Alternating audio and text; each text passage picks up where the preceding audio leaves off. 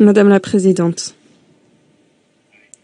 je remercie la vice-secrétaire générale Mohamed, Madame Lalim et l'ambassadeur Biang pour leurs exposés. Je me félicite de la présence des ministres des Affaires étrangères d'Haïti et de la République dominicaine, ainsi que du représentant permanent du Canada à la présente séance. J'ai également écouté avec beaucoup d'attention la déclaration de Monsieur Ives.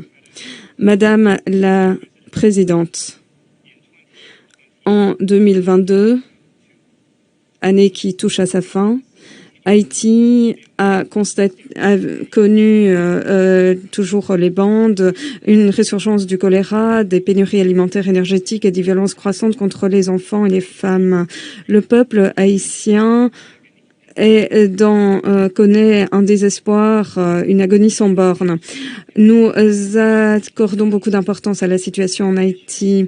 Cette année, nous avons incité à mener trois grands débats sur Haïti. Nous étions les premiers à proposer des sanctions contre les bandes et leurs parrains qui sapent la stabilité et la sécurité en Haïti.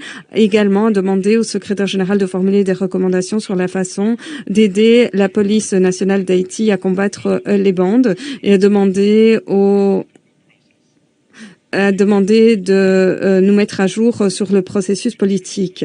Grâce aux efforts concertés des membres du Conseil, on a pu adopter la résolution 2653 en octobre de cette année, imposant des sanctions, notamment des gels d'avoirs contre des interdictions de voyager, contre des bandes d'Haïti, et s'engageant à freiner la criminalité et les bandes en rétablissant également l'ordre et la sécurité en Haïti. Nous appuyons le Gabon en tant que président du comité de sanctions et nous espérons que le comité et son groupe d'experts pourront être mis sur pied rapidement, mener leur travail comme prévu avec un sentiment d'urgence, notamment en mettant à jour la liste des sanctions et en surveillant l'application de ces dernières afin que le régime des sanctions donne les effets recherchés, à savoir dissuader les bandes et les criminels graves. La situation en Haïti est sordide et il n'y a aucun signe